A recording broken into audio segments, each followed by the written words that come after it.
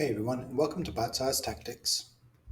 In this video, I wanted to have a look at the Haruspex. It's one of the more really fun, unique, different models that the Tyranids have, and it's a real beast in combat. Starting with the Haruspex profile, we have an 8-inch movement, which is okay, a bit slow for a monster, a toughness of 11, which is great, a 3 plus armor save, which is good, 14 wounds, which is also pretty good, an 8 plus leadership, which is standard amongst Tyranid units, an OCF4, which is also quite good, and it only costs 125 points.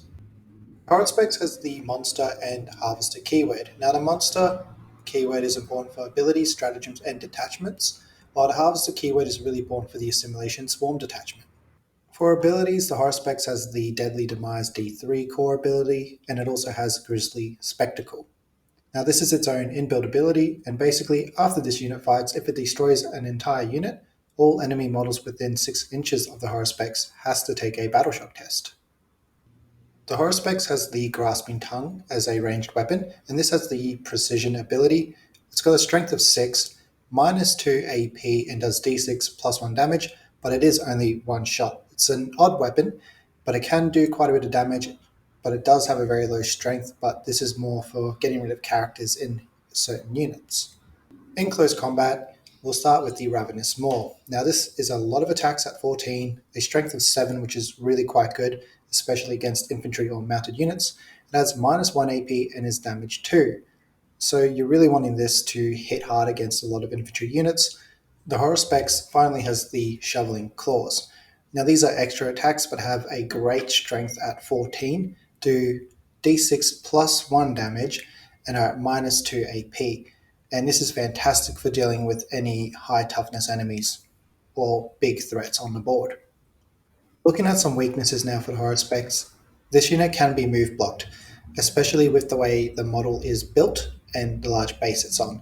It doesn't have an invulnerable save, and again, because of that large base and the way the model is built, it may be hard to find cover, or you just give lots of options to firing lanes from different units. And again, if that unit has a high AP and high damage weapon, it can be really, really bad for the Haruspex. It doesn't have a lot of ranged power, and it does need to close that distance, so it can be in close combat, but it does move very slowly at only an 8-inch movement. It also needs to stay in synapse of your army so that it can avoid getting battle shocked. Looking at some strengths now, it's got fantastic durability with a good save, great toughness, and at least with the awkward model, it should always get the benefit of cover, as it should be always slightly obscured. It's also fantastic in combat, as we've seen before with the attacks and the weapons it's got, and it can deal a lot of damage to multiple different threats at the same time. It also has a great combo with a precision weapon for ranged shooting and then a hard-hitting combat weapon that's great at infantry killing. So again, you could attack a unit with a very important character for the durability of that unit and get rid of that character in one shot, and then potentially wipe the unit, as it won't benefit from that leader's abilities anymore. It's also quite interesting in the Harvester detachment, and it does do well in pretty much every other detachment, so it's a good universal unit for Tyranid players. And I think it's honestly a very cheap unit for what it can potentially do on the tabletop. So looking at the mission play now, because this unit is quite a big threat, and it can be really great at killing off characters and then the unit that it's leading, or even just dealing with some hard hitting units that have a high toughness of maybe 10, 11, 12, or on a rare occasion 13, it's quite good right there. So you're probably going to want to send this unit up the board as quickly as you can to take out some either mission playing pieces that your opponent has, or just devour some high toughness threats or hold them up so that you can get rid of them with other units.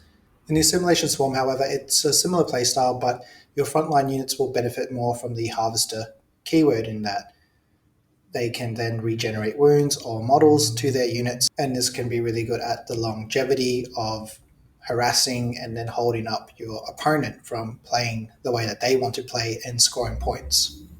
So some helpful units for the Harvester would be the Winged or regular Hive Tyrant, as you could use a free battle tactic stratagem if you're within 12 inches of one of them. The Psychophage is good as it gives this unit a 6 plus Feel No Pain. You then have the Venom Ropes, which can give the Haruspex a benefit of cover, but it won't gain a stealth ability because the Haruspex is a monster, and then the Zoanthropes offer a 6+ invulnerable save, so you could always benefit from that as well. So my verdict of the Haruspex is it's quite a fun unit, and it is a really good monster to have on the table, but then again, there's no shortage of great monsters for the Tyranids army. However, when it does come to combat, the Haruspex is pretty much a great all-in-one. You can take out infantry, mounted, high toughness enemies. You could do anything with it. And I think with that all-rounded ability in a close combat army that the Tyranids have, it's almost a must-have, but it's also really good for new players or returning players to then have options. Thank you for watching the video. If you liked it, feel free to like, comment what you think of the Haruspex, or if it's a staple unit in your Tyranid army. And if you like the content and want to support the channel, subscribe for more.